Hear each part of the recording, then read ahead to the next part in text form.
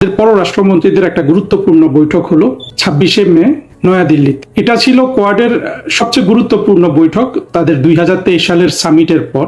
এই বৈঠকে কি ডিসিশন হলো, কোয়াডের গুরুত্ব কতটুকু, প্রাসঙ্গিকতা কতটুকু, কোয়াডের সাথে বাংলাদেশের জড়িত হওয়া না হওয়া, এইসব বিষয়ে আজকের লেকচারটা দিচ্ছি। কোয়াড তৈরি হয় 2007 সালে ম্যানিলাতে। সেখানে আসিয়ান রিজিওনাল ফোরাম নামে একটা সামিট হচ্ছিল। সেই সামিটে জাপানের প্রধানমন্ত্রী শিনজো আবের উদ্যোগে, শিনজো আবে তখনকার মার্কিন যুক্তরাষ্ট্রের president George W Bush junior, ভারতের প্রধানমন্ত্রী মনমোহন সিং, অস্ট্রেলিয়ার প্রধানমন্ত্রী জন হাওয়ার্ড কোয়াড গঠন করেন। যদিও নামটা কোয়াড্রিল্যাটারাল সিকিউরিটি ডায়ালগ, শব্দটা এসে শুধু কোয়াড হিসাবে। এটা ঘটে, আন্তর্জাতিক সংস্থাগুলো সবসময়ই দেখা যায় যে 8-10টা শব্দ যদি ওই সংস্থাটার নাম হয়, প্রতিটা শব্দের প্রথম অক্ষর নিয়ে একটা অ্যাব্রিভিয়েশন তৈরি করা হয়। যেমন ন্যাটো, ইউএনও, সার্ক, এরকম অনেক সংগঠন আছে। আবার কিছু কিছু এই কোয়াডের মতো একটু ব্যতিক্রম নাম হিসাবে আসে, যেমন কোয়াডে সিকিউরিটি ডায়ালগের এস আর ডি নাই। কোয়াডে মানে হলো 4 জন। শিনজো আবে তো আমাদের দেশে পরিচিত, জাপানের প্রধানমন্ত্রী, যাকে আততায়ীরা খুন করেছে। শিনজো আবের সাথে আমাদের প্রধানমন্ত্রী শেখ হাসিনার অত্যন্ত হৃদ্যতাপূর্ণ সম্পর্ক ছিল। শিনজো আবে প্রধানমন্ত্রী শেখ হাসিনাকে অত্যন্ত সম্মান করতেন, যে কন্টেম্পোরারি ওয়ার্ল্ডের একজন গুরুত্বপূর্ণ, প্রজ্ঞাবান এবং দক্ষ রাজনীতিবিদ এবং রাষ্ট্রনায়ক হিসাবে। এটা আমাদের জানা দরকার যে প্রধানমন্ত্রী শেখ হাসিনাকে বিশ্বের অনেক নেতা অত্যন্ত সম্মানের চোখে দেখতেন। আমরা তো কিছু কিছু নামই বলতে পারি, যেমন কানাডার প্রাক্তন প্রধানমন্ত্রী জাস্টিন ট্রুডো, বর্তমানে স্পেনের যিনি প্রধানমন্ত্রী আছেন পেড্রো সানচেজ। আমরা ঋষি সুনাককেও দেখেছি, যে যুক্তরাজ্যের প্রধানমন্ত্রী ঋষি সুনাক কিভাবে, কত আন্তরিকতার সাথে এবং কোন সম্মানের চোখে শেখ হাসিনাকে দেখতেন। এটা বঙ্গবন্ধুর পরে আর বাংলাদেশের কোনো সরকার প্রধান, রাষ্ট্রপ্রধানের এই সৌভাগ্য হয়নি, হওয়ার কথাও না। এইগুলো তুলনা করাও আসলে তুলনাটা করাও হাস্যকর আর কি। আবার অনেকে প্রেসিডেন্ট জিয়াউর রহমানের কথা এবং প্রেসিডেন্ট এরশাদের কথা বলে। প্রেসিডেন্ট জিয়াউর রহমান প্রেসিডেন্ট এরশাদকে মার্কিন যুক্তরাষ্ট্রের প্রেসিডেন্টরা হোয়াইট হাউসে অভ্যর্থনা করেছিলেন। জিয়াউর রহমানকেও করেছেন, আর এরশাদকেও রিগান সাহেব করেছেন। তো এটাকে আসলে প্রধানমন্ত্রী শেখ হাসিনা বা বঙ্গবন্ধু যেই আঙ্গিকের সারা বিশ্বে সমীহ পেতেন, সেটার সাথে মেলালে হবে না। মার্কিন যুক্তরাষ্ট্রের একটা প্রিডেটরি আইস আছে। প্রিডেটরি আইস মানে বোঝেন তো, ওই যে ইপটিজিং করে যে ছেলেরা, ওদের চোখগুলা কিসের, মেয়েদের দিকে যখন আমরা তাকাই পুরুষরা, কিংবা দেখবেন যে একটা পুরুষ তার যে যদি পিডোফিলিয়া থাকে, তাহলে শিশুদের সাথে সে খুব ভালো আচরণ করে, খুব বন্ধুত্বপূর্ণ আচরণ করে, আর সেটাকে তো শিশু মনে করে যে হ্যাঁ, এই মানুষটা তো আমার প্রতি খুব সহানুভূতিশীল। প্রেসিডেন্ট এরশাদ আর প্রেসিডেন্ট জিয়াউর রহমানের এই হোয়াইট হাউসে যে অভ্যর্থনা, ওইটাকে ওই দৃষ্টিতেই দেখতে হবে। আমরা কিছুদিন আগেও দেখেছি যে প্রেসিডেন্ট ট্রাম্প ঠিক একইভাবে তার প্রিডেটরি আই দিয়ে শাহবাজ শরীফ আর অসীম মুনির, তাদের তখনকার সেনাপ্রধান পাকিস্তানের, এদেরকে একইভাবে নিয়ে গেছেন মার্কিন যুক্তরাষ্ট্রের হোয়াইট হাউসে। এগুলোকে অনেকে যারা বোঝে না বিষয়গুলো, আসলে ভেতরের মানে বিশ্ব রাজনীতিতে কোন দেশ কিভাবে আচরণ করে, সেগুলোর সম্পর্কে গভীর জানাশোনা না থাকাতে আমরা ওই জিয়াউর রহমান আর এরশাদের হোয়াইট হাউসে অভ্যর্থনাটাকে বড় করে দেখি। আসলে সেটা না। মার্কিন যুক্তরাষ্ট্র দীর্ঘদিন ধরে যে কোনো জায়গায় যদি কোনো সামরিক শাসককে পায়, খুব দ্রুত তাদের আপন করে নিতে চায়। কারণ সামরিক শাসকরা নানা কারণে এই ধরনের সুপার পাওয়ারদের ব্লু আইড বয় হতে চায়। কারণ হলো যে তারা সাধারণত তাদের দেশের জনগণকে ভয় পায়। কাজে শেখ হাসিনা বিশ্ব দরবারে যে সম্মান পেয়েছেন, বঙ্গবন্ধু যে সম্মান পেয়েছেন, সেটা জিয়াউর রহমান আর এরশাদের পক্ষে তো পাওয়া সম্ভব নয়। আবার শেখ হাসিনাকে তো হোয়াইট হাউসে অভ্যর্থনা দিবে না, আমরা তো বর্তমানে অবস্থানগুলো জানি। শেখ হাসিনা হলো তাদের কাছে একটা ভয়ানক ব্যাপার। একটা তৃতীয় বিশ্বের দরিদ্র দেশের একজন প্রধানমন্ত্রী যে এদের কাছে কতটা ভয়ের ব্যাপার, এটা তো আমাদের এখন আর অজানা নাই। যা হোক, এই শিনজো আবে প্রধানমন্ত্রী শেখ হাসিনাকে অত্যন্ত ভালোবাসতেন, শ্রদ্ধা করতেন। এই শিনজো আবের উদ্যোগে কোয়াড গঠিত হয়েছিল 2007 সালে। জাপানের কিন্তু চীনের সাথে অনেক ধরনের সমস্যা আছে এখনো। ইস্ট চায়না সি, যেটা পূর্ব চীন সাগরের অনেক দ্বীপ সীমানা, এগুলো নিয়ে জাপানের সাথে চীনের বিরোধ আছে। তাছাড়া চীনের স্মৃতিতে জাপান অত্যন্ত ভয়ানক, বিশেষ করে 1930-এর দশকে 40-এর দশকে দ্বিতীয় বিশ্বযুদ্ধ শেষ হওয়া পর্যন্ত চীনে জাপান যেই ধরনের দখল অত্যাচার চালিয়েছে সেগুলা চীনের স্মৃতিতে আছে। ফলে এই দুটো দেশের সম্পর্ক কখনো আর স্বাভাবিক হয়নি। ইন্টারেস্টিংলি, দ্বিতীয় বিশ্বযুদ্ধ, যেটা গত 100 বছরের পৃথিবীর ইতিহাসে সবচেয়ে বড় ঘটনা, সেখানে কিন্তু চীন, রাশিয়া, যুক্তরাষ্ট্র এরা কিন্তু আবার মিত্র শক্তি ছিল, আর এদের বিরোধী শক্তি ছিল জাপান, জার্মানি, এই দেশগুলো, ইটালি। সুতরাং জাপান তো একটা বড় অর্থনৈতিক পরাশক্তি সারা পৃথিবীতে। কিছুদিন আগেও জাপানের অর্থনীতি ছিল পৃথিবীর দ্বিতীয় বৃহত্তম অর্থনীতি। বর্তমানে যদিও তা না, বর্তমানে চীন, ভারত এরা জাপানের চেয়ে এদের অর্থনীতি বড় হয়ে গেছে। এই জাপানের কাছে সুপ্ত বা প্রকাশিত একটা বাসনা চীনকে এক ধরনের মোকাবেলা করা, ঠিক যুদ্ধ করা নয়, ভারতেরও এই ধরনের স্বার্থ আছে। ফলে মার্কিন যুক্তরাষ্ট্র এটাকে লুপে নিয়েছে। আর অস্ট্রেলিয়া সম্মানিত বোধ করেছে। অস্ট্রেলিয়া তো কানাডার মতো একটা রাষ্ট্র, মানে ধনে মানে সম্পদে আয়তনে কানাডা একটু বড়, অস্ট্রেলিয়া একটু ছোট। এই 4 দেশ ওই সংগঠনটা গঠন করে, কোয়াড। এর মূল উদ্দেশ্য ছিল চীনকে মোকাবেলা করা। কিন্তু এটা 2007 সালে গঠিত হলেও 2017, প্রায় 10 বছর এটার তেমন কোনো কার্যক্রম ছিল না, এটা মরে গেছে এমনও ভাবা হতো। 2017 সালে অনেকগুলো ঘটনা ঘটার পরে আবার কোয়াডকে পুনরুজ্জীবিত করা হয়। তার মধ্যে সবচেয়ে বড় ঘটনা ছিল দোকলামে, অর্থাৎ যে ভুটানের কাছাকাছি দোকলামে চীন আর ভারতের মধ্যে সীমান্ত বিরোধ বা সংঘর্ষ, আমরা এটা জানি যা হয়েছিল। সেটার পরে আরো কিছু ঘটনা আছে। কোয়াডকে আবার নতুন করে পুনরুজ্জীবিত করা হয় এবং তারপরে কিন্তু 6টা সামিট হয় কোয়াডের, অর্থাৎ এই 4 দেশের প্রধানমন্ত্রী প্রেসিডেন্টদের মিটিং হয়। শেষটা হয়েছিল 2023 সালে উইলমিংটনে, যুক্তরাষ্ট্রের দিলাওয়ার স্টেটে। জো বাইডেন সেটার হোস্ট ছিলেন, নরেন্দ্র মোদী সেটাতে ভারতের পক্ষ থেকে উপস্থিত ছিলেন। এই 2023 সালের এই সামিটটা হয়েছিল কারণ জো বাইডেনেরও খুব আগ্রহ ছিল কোয়াড নিয়ে। জো বাইডেন এই মরমর প্রথম, মানে নাম্বার 1 সুপার পাওয়ার হিসাবে তো আমেরিকা মরমর, এইটাকে নানানভাবে শক্তিশালী করতে চেয়েছিলেন। তারপরে রাশিয়া ইউক্রেন দখল করলো। এই সময় তারা 4টা মিটিং করলো, 2023 সালে শেষ হলো। তারপরে আবার পরের সামিটটা হওয়ার কথা ছিল ভারতে, কিন্তু এই সামিটটা আর এতদিন হয়নি। এর কারণ হলো যে যখন ট্রাম্প আবার দ্বিতীয়বার প্রেসিডেন্ট হলেন, ট্রাম্পের প্রথমে ইচ্ছা ছিল যে উনি আন্তর্জাতিক ইস্যুগুলোতে তেমন জড়িত হবেন না। আমরা দেখেছি তিনি তার গোয়েন্দা সংস্থাগুলোর যে ডাইরেক্টর তুলসী গাবার্ডকে দিয়ে উনি বাহরাইনে একটা বক্তৃতা দিলেন যে আমেরিকা কোথাও আর সরকার পরিবর্তন এগুলোতে আমেরিকা ইনভলভ হবে না, যেমন তারা আফগানিস্তানে, ইরাকে, লিবিয়ায় হয়েছিল। পরবর্তীতে অবশ্য সেসব তো থাকে নাই।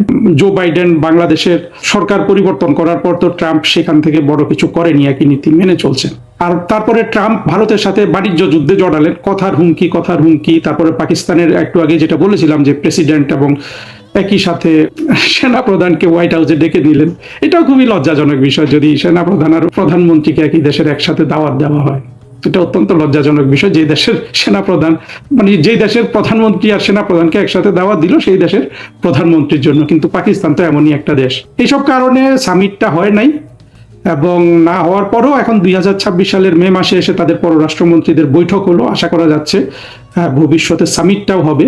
এই পররাষ্ট্রমন্ত্রীদের বৈঠকে আমরা যেটা দেখলাম যে কোয়াডের এই 4টা দেশের যেটা গর্ব তারা সেটা বারবার বলছিলেন, যে বিশেষ করে ভারতের তরফ থেকে যেটা বলা হয়েছে, এই 4 পররাষ্ট্রমন্ত্রীর যেটা প্রেস কনফারেন্স হয়েছিল সেটাতে আমরা দেখলাম যে তারা অত্যন্ত গর্ববোধ করেন যে 4টাই কিন্তু ডেমোক্রেসি, অর্থাৎ যেটা তো চীন বলতে পারবে না। তো এই ডেমোক্রেটিক সোসাইটি, ডেমোক্রেটিক কান্ট্রি হিসাবে তাদের একটা তো মূল্যবোধগত মিল আছে। আর আরেকটা জিনিস আমার চোখে পড়েছে যে বিশেষ করে অস্ট্রেলিয়া বা কারো বডি ল্যাঙ্গুয়েজে মার্কিন যুক্তরাষ্ট্রের আধিপত্য তারা প্রচন্ড চায়। ভারত ইকুয়াল পার্টনার হিসাবে চায়, বাট অন্য যারা আছে এই কোয়াডে 2 জন, তাদের অবশ্য তারা এমনিতেও মার্কিন এলাই, সেটা একটা জিনিস চোখে পড়েছে। আর তারা যে ডিসিশনগুলো নিলেন তার মধ্যে 2-3টা প্রণিধানযোগ্য। একটা হলো যে তারা এই ইন্দো প্যাসিফিক এরিয়ায় তারা সার্ভিলেন্স বাড়াবেন, ম্যারিটাইম সার্ভিলেন্স। এটা কিরকম? এটা হলো যে এইখান দিয়ে যেসব জাহাজ চলে সেটা তো যুদ্ধ জাহাজও হতে পারে বিভিন্ন দেশের, ফ্রি ওয়াটারওয়েতে, বাণিজ্যিক জাহাজ, এগুলোর উপর সার্ভিলেন্স যদি তারা কোঅপারেশন করে তাহলে স্যাটেলাইট থেকে তারা অনেক ছবি টবি তুলবেন, দেখবেন একটা তাদের ডেটা তৈরি হবে, ডেটাবেস তৈরি হবে, এখান থেকে তারা ইনফরমেশন সংগ্রহ করবেন, কাজে লাগাবেন। আরেকটা গুরুত্বপূর্ণ সিদ্ধান্ত ওনারা নিয়েছেন যে তারা রেয়ার আর্থ ম্যাটেরিয়াল নিয়ে যে ইদানিং এত কথা শোনা যায়, এই রেয়ার আর্থ ম্যাটেরিয়ালে তারা নিজেদের মধ্যে সহযোগিতা বাড়াবেন যাতে চীনের উপর থেকে এর নির্ভরশীলতা কমানো যায়। রেয়ার আর্থ ম্যাটেরিয়ালটা সংক্ষেপে যদি এটা বলি যে এটা হলো যে আমরা তো জানি যে মৌলিক পদার্থ আছে প্রকৃতিতে, এখন 118টা হয়েছে, আমরা যখন ছোট ছিলাম তখন সংখ্যাটা কম ছিল। এই 118টা মৌলিক পদার্থের মধ্যে 17টাকে রেয়ার আর্থ ম্যাটেরিয়াল বলা হয়। এর মধ্যে দুটো অত্যন্ত দামি, একটার নাম হলো নিওডিমিয়াম, আরেকটার নাম হলো প্রাসিওডিমিয়াম, দুইটা ডিমিয়াম, এরকম অনেকগুলো আছে 17টা। এই যে দুটার নাম বললাম, নিওডিমিয়াম, প্রাসিওডিমিয়াম, এরা অত্যন্ত দামি। এগুলো দিয়ে মূলত খুব শক্তিশালী চুম্বক তৈরি করা যায়।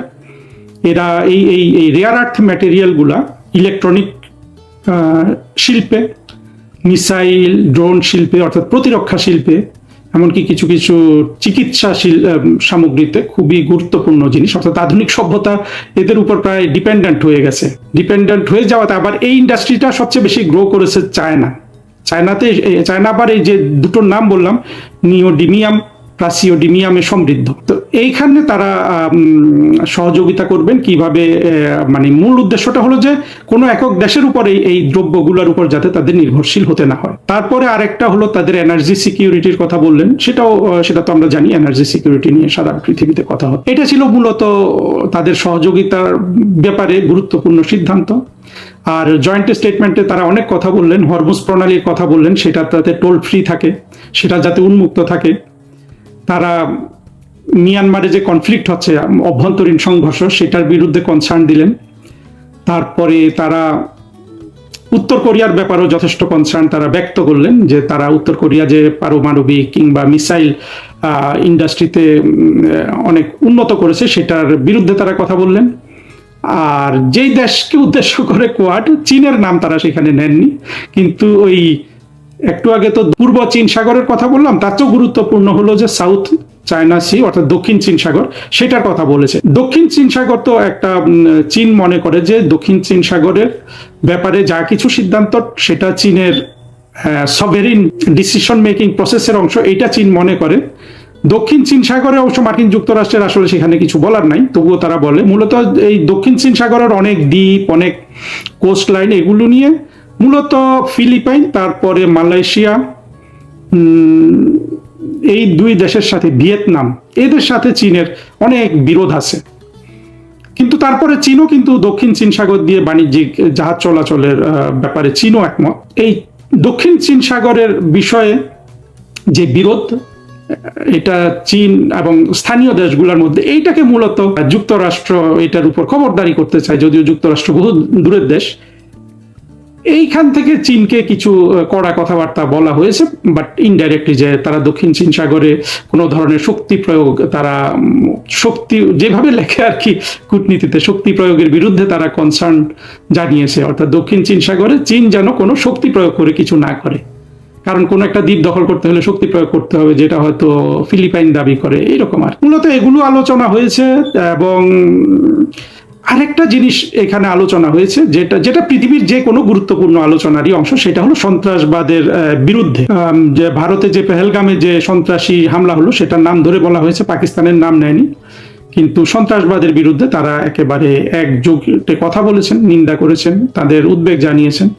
অর্থাৎ বাংলাদেশের যে জঙ্গিরা, যারা এখন বাংলাদেশ মূলত ডিফ্যাক্টো শাসক 24-এর জঙ্গি উত্থানের পরে, এবং বাংলাদেশের মানুষ যে জঙ্গিবাদকে এত ভালোবাসে, এখানে আমি যেটা বলতে চাই, দেখুন, পৃথিবীতে যে কোনো জোট যদি কথা বলে, সেটা যদি 3-4টা মুসলমান দেশের জোটও হয়, এই জঙ্গিদের বিরুদ্ধে তাদের কথা বলতেই হয়। অর্থাৎ জঙ্গিদের পক্ষে নরম কথা কিন্তু কোনো অংশ বলেন। সুতরাং আমরা যারা জঙ্গিবাদের মাধ্যমে বাংলাদেশের দীর্ঘস্থায়ী শাসন দেখি, তাদের জন্য আসলে কোনো ধরনের সুখবর পৃথিবীর কোথাও নাই। এইগুলো মোটামুটি তাদের ডিসিশন, এবং মনে হচ্ছে কোয়াড আবার শক্তিশালী করার চেষ্টা করবে। এই সংস্থার কোনো সেক্রেটারিয়েট নাই, কিছু নাই, এটা এখনো বিভিন্ন মিটিং এর মাধ্যমে সীমাবদ্ধ আছে। আর তবে কোয়াডকে যে চীন মোকাবেলা হিসাবে দেখা হয় সেখানে একটু আমাদের চিন্তা করার ব্যাপার আছে, যে এটা ঠিক আছে ন্যাটো করেছিল মার্কিন যুক্তরাষ্ট্র সোভিয়েত ইউনিয়নকে মোকাবেলা করার জন্য, চীনকে মোকাবেলা করার জন্য তো আসলে ওই ধরনের কোনো হুমকি নাই। সোভিয়েত ইউনিয়নের একটা হুমকি ছিল, আদর্শবাদী হুমকি, যে মার্কিন যুক্তরাষ্ট্র বা ইউরোপ মনে করতো যে যদি কমিউনিস্ট মতো হয়ে যায় তাদের দেশগুলো, যদি কমিউনিস্টরা টেক ওভার করে সেটা তারা তাদের স্বার্থের পরিপন্থী ভাবতো, সেই জন্য তারা সোভিয়েত ইউনিয়নের বিরুদ্ধে একটা আদর্শবাদী জোট ছিল। কিন্তু চীন তো আসলে পশ্চিমা বিশ্বের জন্য সেই ধরনের হুমকি না। চীনের যে রাজনৈতিক অভ্যন্তরীণ পলিটিক্যাল সিস্টেম, এটা তো পশ্চিমাদের কাছে, সারা পৃথিবীর কারো কাছে এটার তেমন কোনো আপিল নাই। আর চীন তো মোটামুটি একটা মিক্সড বা মার্কেট ইকোনমি চালায়, অর্থাৎ বাজার অর্থনীতিতেই চীন চলে এখন মোটামুটি। সেই ক্ষেত্রে আদর্শিকভাবে তো আসলে চীনকে ওই রকম শত্রু হিসাবে গণ্য করার কিছু নাই দেখে এই কোয়াডের মতো সংগঠন আসলে খুব বেশি শক্তিশালী হবে না, আমি যেটা মনে করি। এভাবেই চলবে একটা রাজনৈতিক রেটরিক হিসাবে। আবার চ্যালেঞ্জও আছে, ভারত তো আবার ব্রিক্সের সদস্য, ব্রিক্সের লিডিং সদস্য, তাই না? চীন, রাশিয়া, এরপরেই তো ভারত। তো ব্রিক্সকে যদি একটা শক্তিশালী প্রতিষ্ঠান হিসাবে দাঁড় করাতে হয়, যেটা আশা করা হয় যে ব্রিক্সের মাধ্যমে মার্কিন যুক্তরাষ্ট্রের যে কারেন্সি ডলারের আধিপত্য, বিশ্ব বাণিজ্যের ক্ষেত্রে যে ডলারের আধিপত্য, সেটাকে পরাজিত করা যদি ব্রিক্সের উদ্দেশ্য হয়, তো সেখানে তো আসলে এই কোয়াড তো আবার তার বিপরীত স্রোত। তা আমার মনে হয় ভবিষ্যতে চীন, ভারত এই রাষ্ট্রগুলো অনেক দূর তাদের সম্পর্ক মিটিয়ে ফেলবে। মিটিয়ে না ফেললেও আসলে এদের মধ্যে সামরিক সংঘাত এগুলো ইন্টেলেকচুয়াল পর্যায়ে কিংবা একাডেমিক পর্যায়ে আছে। প্র্যাকটিক্যালি এটা কত দূর হবে। আর সাধারণত চীন একবার ভারত আক্রমণ করেছিল 1962 সালে, চীন তিব্বত দখল করেছে, বাট ওয়ার্ল্ড ওয়াইড চীনের কিন্তু একটা ডিক্লেয়ার্ড নীতি আছে। সেই নীতিটা মোটামুটি সংক্ষেপে এটা বলা যায় যে দক্ষিণ চীন সাগর এবং তাইওয়ান ছাড়া পৃথিবীর আর কোথাও চীনের কোনো মিলিটারি ইন্টারেস্ট নাই, অর্থাৎ অন্য কোথাও যুদ্ধ করা, কোনো দেশ দখল করা, এইটা চীনের নীতির অংশ না। এবং চীন সেটা কিন্তু খড়িক অর্থে মেনেও চলছে। চীন এটা খুব সতর্কতার সাথে মেনে চলে। চীনের ডমিনেন্স হলো ইকোনমির মাধ্যমে, তারা টাকা, তাদের প্রচুর টাকা আছে, বিভিন্ন দেশকে টাকা ধার দেয়, সেই সব দেশের ডেভেলপমেন্ট প্রজেক্ট করে, এইভাবে চীন ডমিনেট করার চেষ্টা করছে, যেটা কিন্তু ওয়াইজার। মার্কিন যুক্তরাষ্ট্র যেভাবে চেষ্টা করে তার চেয়ে কিন্তু চীনেরটা ওয়াইজার এবং মোর ইফেক্টিভ। সেটা প্র্যাকটিক্যালি কন্টেইন করতে হলে মার্কিন যুক্তরাষ্ট্রকে তো অভ্যন্তরীণভাবে তাদের ইন্ডাস্ট্রি, তাদের যে অভ্যন্তরীণ দুর্নীতি হয়, যে সামরিক ইন্ডাস্ট্রিগুলোতে, অর্থাৎ শিল্প কলকারখানা যেখানে সবকিছু প্রাইভেট সেক্টর তৈরি করে, সে আমরা যেটা দেখি এই যে মিসাইল, হ্যাঁ, ইরান একটা ড্রোন মারে যেটার দাম হলো $50,000, আর সেইটাকে আটকানোর জন্য মার্কিন যুক্তরাষ্ট্র যদি একটা মিসাইল ছোড়ে সেটার দাম হয় কত, 4 মিলিয়ন, 2 মিলিয়ন এইরকম। কিন্তু 4 মিলিয়ন সেটা দামটা কেন, ওই যে প্রাইভেট কোম্পানি যেটা তৈরি করে তারা আবার ওইখানে প্রচুর লাভ গ্রহণ করে এবং এখানে অনেক ধরনের কমিশন হয় যারা এই ব্যবসাগুলো দেয়। ওটা যে 4 মিলিয়ন দাম তা না, ওইটা হয়তো মানে ইরানেরটা যদি $50,000 হয়, ওটা হয়তো $2 লাখ ওইটার দাম, কিন্তু ওইটাকে $40 লাখ করে ফেলা হয় করাপশনের মাধ্যমে, ইনডাইরেক্ট ডাইরেক্ট করাপশনের মাধ্যমে। তো মার্কিন যুক্তরাষ্ট্র যদি তাদের এই অভ্যন্তরীণ ত্রুটি যদি সংশোধন না করে এবং শুধু অন্য দেশে যুদ্ধ হবে সেই জন্য তারা অস্ত্র তৈরি করবে, অন্য দেশ যুদ্ধ নাও তো করতে পারে, তাই জন্য তারা সারা পৃথিবীতে যুদ্ধ জিয়ে রাখতে চায়। কিন্তু এটা তো একটা অস্বাভাবিক প্রক্রিয়া। এই অস্বাভাবিক প্রক্রিয়া 70 বছর তারা সারা বিশ্বে 1 নম্বর শক্তি হিসাবে ছিল, কিন্তু এই প্রক্রিয়াটা তো ধীরে ধীরে মানুষ ভেঙে ফেলবে, এগুলো কিন্তু যুক্তরাষ্ট্রকে বুঝতে হবে। সেই দিক থেকে আসলে চীনকে মোকাবেলা করা যুদ্ধ করে, এবং ভারত চীনের যে টানাপড়েন, এটাও আমি মনে করি যে দুই দেশেরই, চীনের ভারতের, তাদেরও উচ্চ স্তরে রাজনৈতিক প্রজ্ঞার অভাব। এটা শুনে অনেকে হাসবে যে এত বড় বড় জায়গায় রিসার্চ হয়, রাজনৈতিক প্রজ্ঞার অভাব কিভাবে হয়? না, আসলে প্রজ্ঞারই অভাব। কারণ হলো যারা রাষ্ট্র চালায়, সেই প্রধানমন্ত্রী, প্রেসিডেন্ট, এরা তো কয়েকশো বছর ধরে বর্তমান রাষ্ট্র ব্যবস্থা বা আন্তর্জাতিক সম্পর্ক বা রাজনীতি বিজ্ঞান, যেটা পলিটিক্যাল সায়েন্স, এইসব বই পড়ে বা এইসব বই যারা পড়ায় তাদের দ্বারা শিক্ষিত হয়। ফলে এই শিক্ষাগুলোর মধ্যে একটা কূটমণ্ডকতা আছে, একটা সীমাবদ্ধতা আছে। এর বাইরে প্রকৃত শিক্ষা শিক্ষিত হয়ে রাষ্ট্রনায়ক হচ্ছে, প্রধানমন্ত্রী, প্রেসিডেন্ট হচ্ছে, এর সংখ্যা খুব কম, এবং মার্কিন যুক্তরাষ্ট্রে এটা আরো কম। যেটা বলতে চাচ্ছি সেটা হলো যে কোয়াড দিয়ে চীনকে মোকাবেলা করা, সিকিউরিটি ডায়ালগ করা, এটা এক ধরনের অ্যাবস্ট্রাক্ট, বিমূর্ত একটা ধারণা। সেজন্য দেখা যায় যে এদের মধ্যে হচ্ছে যে কোনো সংগঠন করলে সেটা কিন্তু হয়ে যায়, অর্থাৎ আলটিমেটলি ইকোনমিক কোঅপারেশনে টার্ন করে, যেটা কোয়াডেও কিছু এই চিহ্নটা আছে আর কি। তারপরও একটা সাইকোলজিক্যাল টানাপোড়েন রক্ষা করার জন্য, যার যার নেতিবাচক সাইকোলজিকে ফিট করার জন্য কোয়াড এই 4টা দেশের জন্যই হয়তো আরো তাদের কাছে ওইভাবে এটা প্রাসঙ্গিক, তারা এই মিটিংগুলো করে যাবে। চীনও একটু টেনশন করবে, কিন্তু প্রকৃতপক্ষে এর বাইরে কোয়াডের গিয়ে কিছু করার সম্ভাবনা অন্তত আমি দেখি না। শেষ করি কোয়াড আর বাংলাদেশ এই বিষয়ের উপর। বাংলাদেশের উপর একটা পরোক্ষ চাপ ছিল, এখনো হয়তো আছে কোয়াডে যোগদানের জন্য। 2021 সালে খুব সম্ভবত চীনের যে রাষ্ট্রদূত বাংলাদেশে, সে পাবলিকলি বলেছিল যে বাংলাদেশ যদি কোয়াডে যোগ দেয় চীনের সাথে তার সম্পর্কের অবনতি হবে। সে একেবারে হুমকির সাথে কথাটা বলেছিল। তো তখন আমাদের পররাষ্ট্র সচিব মাসুদ বিন মোমেন এই রাষ্ট্রদূতকে ধমক দিয়ে অনেকটা উনি ক্ষমা চাইছিলেন, আসলে বুঝি নাই আমি, এই জন্য টেলিভিশনে বলে ফেলেছি, এরকম একটা কথা বলেছিলেন। কোয়াডের সাথে বাংলাদেশ কোয়াডের প্রতি অন্তত সহানুভূতিশীল হোক, এটা তো তারা চাইবেই, এটা যে কোনো সংগঠন চায়। প্রধানমন্ত্রী শেখ হাসিনা 2023 সালে জাপান সফর করেছিলেন। সেই জাপান সফরে উনি অবশ্য কোয়াডের যেটা অফিসিয়াল ল্যাঙ্গুয়েজ, যে তারা সবাই ফ্রি ইন্দো প্যাসিফিক চান, অর্থাৎ ইন্দো প্যাসিফিকের জাহাজ লাইনগুলো যেন উন্মুক্ত থাকে, অর্থাৎ চীনকে উদ্দেশ্য করেই এই কথা বলা। তো প্রধানমন্ত্রীর ওই স্টেটমেন্টটা অনেকটা কোয়াডের ফেভারেই ছিল। আর আসলে আমাদের সরাসরি এই কোয়াডে যোগ দেওয়ার কোনো অর্থ নাই, থাকবেও না, কারণ এখানে তো 4টা দেশ না, এরকম অনেক দেশ আছে, সবাই তো আর কোয়াডে যোগ দিবে না। শেখ হাসিনার যে বৈদেশিক নীতি ছিল রাষ্ট্রনায়কের পর্যায় থেকে বা ওনার পর্যায় থেকে, এগুলা খুবই গুরুত্বপূর্ণ এবং ওটাই আমাদের জন্য সঠিক পথ, এইটা এখন একেবারে প্রমাণিত হয়ে গেছে। আমাদের যেটা সমস্যা ছিল সেটা হলো যে ফাংশনাল লেভেলে আমাদের যেহেতু পররাষ্ট্র মন্ত্রীগুলোর দক্ষতা ছিল না, পররাষ্ট্র মন্ত্রণালয়ের দক্ষতা আরো কম, ফলে আমাদের যে পরিমাণ এঙ্গেজড হওয়ার দরকার ছিল আলাপ আলোচনায় মার্কিন যুক্তরাষ্ট্রের সাথে, তাদের সাথে যে ধরনের অন্তত কূটনৈতিক শিষ্টাচার দক্ষতা দেখানোর দরকার ছিল, সেটা আমরা করতে পারিনি। এগুলোর ফলাফল আমরা সবাই জানি।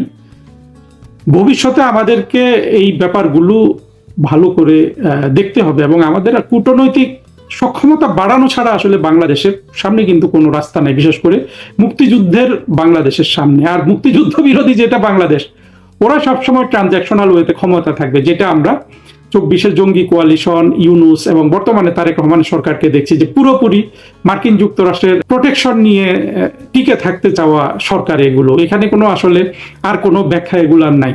যে এই বাণিজ্য চুক্তি যেটা করেছে ইউনুস, এটা এমনও হতে পারে যে তারেক রহমানই বলছে যে আপনি করে দিয়ে যান, কারণ আমি করলে তো আমার তো লজ্জা লাগবে, আমি তো একটা ইলেকশনের মাধ্যমে আসবো, এইরকমও হতে পারে এখন, যেটা সবকিছু দেখে শুনে মনে হচ্ছে। তো বিদেশি শক্তির ছত্রছায়ায় ক্ষমতা থাকা সরকারের জন্য বিপদ অনেক, সেটা তারেক রহমানের সরকার ফেস করবেন। আবার জঙ্গি মৌলবাদীরা একটা মিথ্যা অপবাদ দিত যে ভারতের প্রোটেকশনে আওয়ামী লীগের সরকার টিকে আছে, সেটা সত্য না। প্রধানমন্ত্রী শেখ হাসিনাকে যারা জানেন বা তাকে যদি স্টাডি করেন, দেখবেন যে তিনি কিন্তু স্ট্রং, তার জাতীয়তাবাদী পজিশন নিয়েই কিন্তু তিনি ক্ষমতায় টিকেছিলেন এবং ক্ষমতা থেকে সরে গেছেন। সুতরাং কোয়াড হোক আর যাই হোক, শেখ হাসিনার নীতি একমাত্র এখন পর্যন্ত বেস্ট নীতি আমাদের জন্য, কিন্তু সেগুলো প্রয়োগের ক্ষেত্রে আমাদের দক্ষতা বাড়ানো ছাড়া আমাদের জন্য অতীতে যেই বিপদ আমরা দেখেছি সেই বিপদ আমরা কাটিয়ে উঠতে পারবো না।